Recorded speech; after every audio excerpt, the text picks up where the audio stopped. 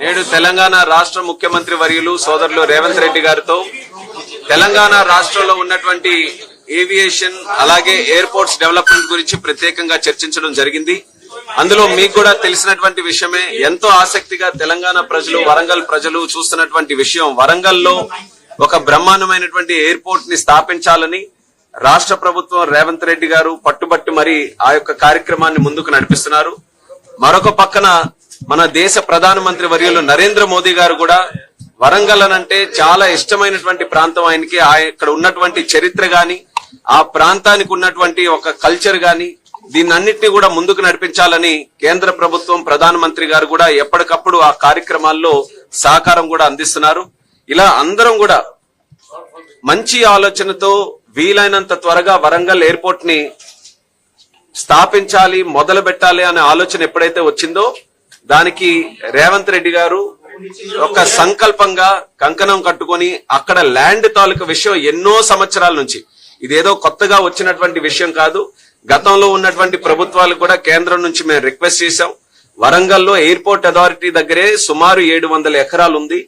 అక్కడ గాని ఎయిర్పోర్ట్ నిర్మించాలనంటే రాష్ట్ర ప్రభుత్వం మిగిలినటువంటి ల్యాండ్ కూడా ఇస్తే దాన్ని బ్రహ్మాండంగా అక్కడ అభివృద్ధి చేయడానికి అవకాశం ఉంటుందనంటే గతంలో ప్రభుత్వాలు, రాష్ట్ర ప్రభుత్వం స్పందించలేదు. కానీ రేవంత్ రెడ్డి గారు బాధ్యత తీసుకొని 253 ఎకరాలు రికార్డు టైంలో దాన్ని అంతటిని కూడా సమీకరణ చేసి ఎయిర్పోర్ట్ అథారిటీ ఆఫ్ ఇండియాకి అప్పచెప్పడం జరిగింది. తద్వారా ఏదైతే మనం వరంగల్ ఎయిర్పోర్ట్ గురించి ఈ రోజు మాట్లాడుకుంటున్నామో ప్రాసెస్ అంతటిని కూడా యాక్సిలరేట్ చేసి ఈ రోజు అక్కడ ఎయిర్పోర్ట్ తాలూకా బౌండరీ వాల్ ని మనం టెండర్ వేసుకున్నాం. ఎయిర్పోర్ట్ తాలూకా రన్వేని కూడా టెండర్ ప్రిపేర్ చేసుకొని రెడీగా ఉన్నాం. అలాగే మెయిన్ టెర్మినల్ బిల్డింగ్ గానీ, అదర్ అలీడ్ యాక్టివిటీస్ గానీ దానికి కూడా ఒక 3-4 వారాల్లోనే టెండర్ వేసి కన్స్ట్రక్షన్ ని ఫుల్ ఫ్లెడ్జ్డ్ గా వరంగల్ ఎయిర్పోర్ట్ లో మొదలు పెట్టాలని ఇప్పుడే ముఖ్యమంత్రి గారితో కూడా మాట్లాడి, మా ఏఐ టీం గానీ, మా మినిస్ట్రీలో ఉన్నటువంటి సెక్రటరీ గారు అందరితో కూడా చర్చించుకొని ఒక నిర్ణయం తీసుకోవడం జరిగింది. ఆ నిర్ణయాల్లో కూడా రేవంత్ రెడ్డి గారు స్పష్టంగా కోరారు, జూన్ 2, 2028 ఏదైతే మన తెలంగాణ ఫార్మేషన్ డే ఉందో ఆ నాటికల్లా ఇది పూర్తి చేయాలని ఆయన చాలా స్పష్టంగా కోరితే అదే టైం లైన్స్ పెట్టుకొని శరవేగంగా అవసరమైతే ఎక్స్ట్రా ఎఫర్ట్ పెట్టైనా సరే కన్స్ట్రక్షన్ బ్రహ్మాండంగా చేస్తూ ఆ కన్స్ట్రక్షన్ లో కూడా టెర్మినల్ బిల్డింగ్ లో రాష్ట్ర ప్రభుత్వం తాలూకా ఆలోచనలు తీసుకున్నాం. మీకు తెలుసు, మోదీ గారు వచ్చిన తర్వాత గత 12 సంవత్సరాలుగా ఏవైతే సుమారు 90కి పైగా ఎయిర్పోర్ట్లు మన భారతదేశంలో మనం నిర్మించామో ప్రతి ఒక్క ఎయిర్పోర్ట్ కూడా స్థానికంగా ఉన్నటువంటి అక్కడ కల్చర్ ని, అక్కడ ఆర్ట్స్ ని, అక్కడ ఉన్నటువంటి లెగసీని, వీటన్నిటిని కూడా ఇంక్లూడ్ చేసి ఆ ప్రాంత ప్రజలకి ఎయిర్పోర్ట్ ని చూస్తే ఒక ప్రైడ్ ఫీలింగ్, ఒక గర్వంగా ఉండే విధంగా అక్కడ ఆర్కిటెక్చర్ అంతటిని కూడా ఇన్వాల్వ్ చేశాం. దానికి ఉదాహరణ మొన్న పిఎం గారి చేతుల మీద రాజస్థాన్ లో జోధ్పూర్ టెర్మినల్ ఓపెన్ చేస్తే అది ఎంత అద్భుతంగా ప్రజలందరూ కూడా దాన్ని అభినందించారో మనం అందరం చూసాం. అదే స్థాయిలో అవకాశం ఉంటే దానికి మించి కూడా one of the best terminals మన దేశంలో కల్చరలీ బ్యూటిఫుల్లీ టెర్మినల్ మన వరంగల్లో ఏర్పాటు చేయాలని అన్ని ఆలోచనలు అందరితో కూడా ఫీడ్బ్యాక్ తీసుకొని స్థానికంగా ఉన్నటువంటి టెంపుల్స్ ఏవైతే ఉన్నాయో అన్ని కూడా మనం కాకతీయ డైనస్టీ వాళ్ళ తాలూకా కల్చర్ అన్నిటిని కూడా ఇందులో ఇన్వాల్వ్ చేసే విధంగా టెర్మినల్ కూడా మనం నిర్మించడం జరుగుతుంది. నాకు ప్రత్యేకంగా నా టైంలో ఏదైతే తెలంగాణకి ఏవియేషన్ ఇన్ఫ్రాస్ట్రక్చర్ ఇంప్రూవ్ చేయాలని ఎప్పటి నుంచో ఉన్నటువంటి నానుడి నేను కేంద్ర మంత్రిగా దీనికి ఉన్నప్పుడు జరగడం అనేది నాకు ఒక అదృష్టంగా నేను భావిస్తున్నాను. ఆ ప్రాంతానికి అవసరం ఉంది. హైదరాబాద్ లో ఎంత ఇన్ఫ్రాస్ట్రక్చర్ ఉన్నా మిగిలినటువంటి తెలంగాణలో కూడా చాలా అవకాశాలు ఏవియేషన్ కి సంబంధించి ఉన్నాయి. అవి అన్లాక్ చేయడానికి వరంగల్లో ఎయిర్పోర్ట్, అక్కడ ఉన్నటువంటి ఇండస్ట్రియల్ హబ్ కానివచ్చు, అక్కడ వస్తున్నటువంటి ఇతరత్ర కార్యక్రమాలు ఏవైతే రాష్ట్ర ప్రభుత్వం చేస్తుందో దాని ద్వారా మంచి డిమాండ్ అక్కడ ఏర్పడుతుంది. ఆ వరంగల్ ఎయిర్పోర్ట్ ని ఖచ్చితంగా జూన్ 2, 2028 లోపల పూర్తి చేసి దాన్ని ఇనాగ్రేట్ చేయాలన్న పద్ధతిలో ఈ రోజు అన్ని నిర్ణయాలు కూడా దానికి సంబంధించి తీసుకున్నాం. అలాగే మరొక ఎయిర్పోర్ట్ ఏదైతే రాష్ట్ర ప్రభుత్వం కూడా పట్టుబట్టి ముందుకు నడిపిస్తుందో అది ఆదిలాబాద్ లో ఉన్నటువంటి ఎయిర్పోర్ట్. ఆదిలాబాద్ ఎయిర్పోర్ట్ కూడా ఎయిర్పోర్ట్ అథారిటీ ఆఫ్ ఇండియా నుంచి ఒక ఆలోచనతో ముందుకు నడిపించాలనుకున్నాం. కానీ అక్కడ మరొక అడ్వాంటేజ్ ఉంది. డిఫెన్స్ తాలూకు ల్యాండ్ కూడా సుమారు 200-250 ఎకరాలు ఉన్నాయి. డిఫెన్స్ ను కూడా ఇన్వాల్వ్ చేసి ఆ ఎయిర్పోర్ట్ నిర్మించాలని రాజ్నాథ్ సింగ్ గారితో ప్రత్యేకమైనటువంటి ఒక కార్యక్రమం పెట్టాం. ఆ రోజు కిషన్ రెడ్డి గారు కూడా అందులో ఇన్వాల్వ్ అయ్యి అది ఖచ్చితంగా దాన్ని ముందుకు నడిపించాలని ఆయన కూడా సలహాలు ఇవ్వడం జరిగింది.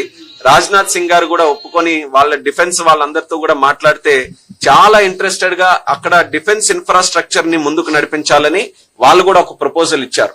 దానికి సంబంధించి సుమారు 1500 ఎకరాలు కావాలనంటే దానికి కూడా రాష్ట్ర ప్రభుత్వం చాలా సుముఖంగా ఉంది. అది కూడా వీలైనంత త్వరగా మనం ల్యాండ్ ఎక్విజిషన్ అన్ని కూడా చేసుకోగలిగితే ఖచ్చితంగా ఆదిలాబాద్ లో కూడా బ్రహ్మాండమైన మరొక ఎయిర్పోర్ట్ కూడా అక్కడ స్థాపించడానికి అవకాశం ఉంటుంది.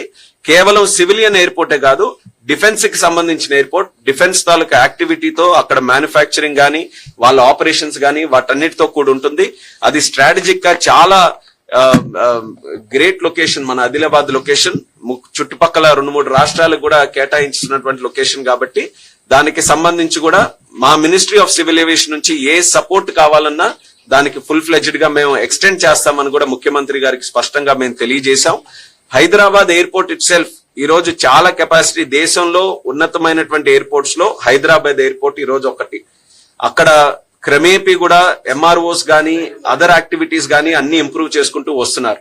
కానీ భవిష్యత్తులో మీరు చూస్తే మన ఉడాన్ పథకాన్ని కూడా మనం మరొక 10 సంవత్సరాలు మనం ప్రధానమంత్రి గారి తాలూకా సహకారంతో ఎక్స్టెండ్ చేశాం.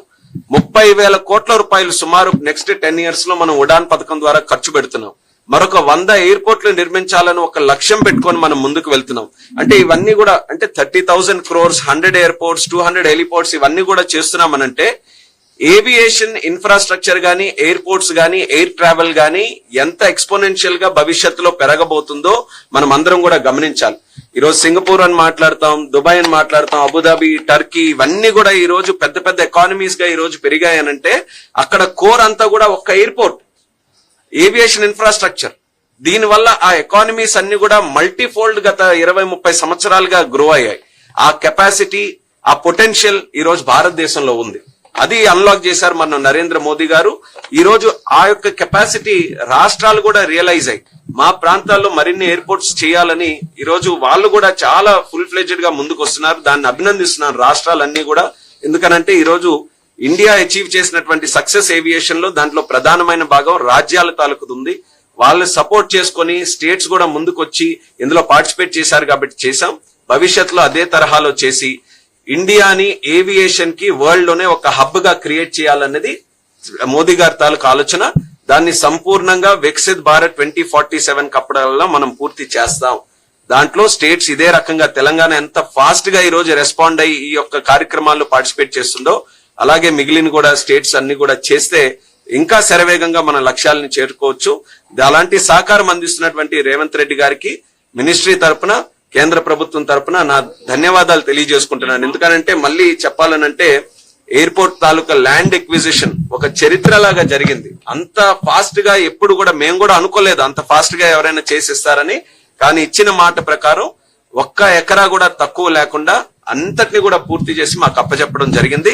ఇక మా బాధ్యతను కూడా సక్రమంగా నిర్వర్తించి వరంగల్ ప్రజలకి, మరి ముఖ్యంగా ఆ ప్రాంతంలో ఉన్నటువంటి వారందరికీ కూడా మళ్ళీ హామీగా తెలియజేస్తున్నాం.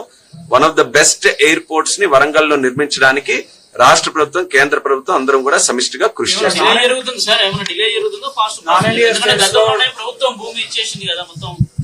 ప్రభుత్వం ఇచ్చిన తర్వాత కూడా కొన్ని ప్రొసీజరల్ గా కొన్ని కార్యక్రమాలు ఉంటాయి. డిజైన్స్ మనం ఫైనలైజ్ చేసుకోవాలి. మీకు కూడా చెప్పాను డిజైన్ ఆస్పిరేషనల్ గా చేద్దామని. ఈ రోజు డిజైన్ కట్టాలంటే 4 స్టీల్ బిల్డింగ్ లా పెట్టి గ్లాస్ బిల్డింగ్ కూడా కట్టొచ్చు. కానీ రాష్ట్ర ప్రభుత్వం, కేంద్ర ప్రభుత్వం తాలూకు ఆలోచన అక్కడ ఉన్నటువంటి కల్చర్ ని మనం ప్రాపర్ గా చూపించే విధంగా అది కూడా ప్రాసెస్ జరిగింది. ఎన్వైరన్మెంట్ క్లియరెన్స్ గానీ లేకపోతే ఇతరత్ర ప్లానింగ్ తాలూకా, డిజైన్ తాలూకా ఎలిమెంట్స్ గానీ అన్ని ఇంక్లూడ్ చేసుకున్నప్పటికీ ఎంత టైం పట్టాలో అంతే పడుతుంది. ఇందులో ఎక్కడా డిలే కూడా లేదు. అందుకనే చెప్తున్నాము, ఈ ప్రాజెక్ట్ మనం పూర్తి చేస్తున్నప్పుడు కూడా మీరే రియలైజ్ అవుతారు ఇంత ఫాస్ట్ గా ఇది కట్టగలిగారా అనేది. ఆ ఒపీనియన్ తీసుకొని వచ్చే విధంగా మేము నిర్మిస్తాం.